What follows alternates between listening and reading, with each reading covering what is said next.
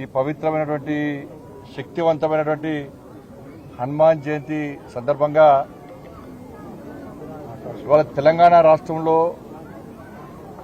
ఒక powerful temple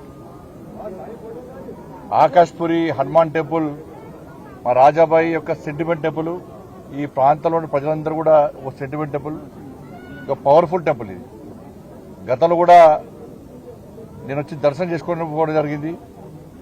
ఒక vibrations వస్తున్నాయి, ఇక్కడికి వస్తే వైబ్రేషన్స్ వస్తున్నాయి.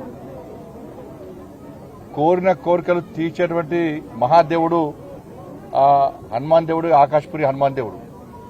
కాబట్టి నేను రాజాబాయితో మాట్లాడినప్పుడు ఇలా హనుమాన్ జయంతి సందర్భంగా ఇలా పూజ ఉందని చెప్పినాక నేను కూడా వస్తా అని చెప్పి ఈరోజు కేవలం దర్శనం కోసం మాత్రమే రావడం జరిగింది. ఇవాళ దేశవ్యాప్తంగా కూడా ఇతర దేశాల్లో కూడా హనుమాన్ జయంతి వేడుకలను చాలా బ్రహ్మాండమైన వాతావరణంలో, ఒక భక్తియుత ధార్మిక వాతావరణంలో హిందూ సమాజం అంతా సంఘటితమై నిర్వహించుకుంటా ఉన్నారు.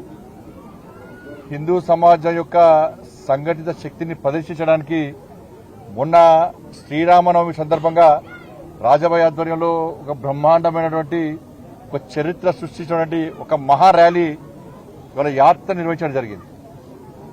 ఈ రోజు కూడా దేశవ్యాప్తంగా అనేక ప్రాంతాల్లో హిందువులందరూ, ముఖ్యంగా యువత అంతా కూడా హిందూ సంఘటన శక్తిని ప్రదర్శించడానికి, హిందూ సమాజం యొక్క ఐక్యతను ప్రదర్శించడానికి ఒక వేదికగా చేసుకుని అనేక ప్రాంతాల్లో ఇలా యాత్రలు నిర్వహిస్తున్నారు.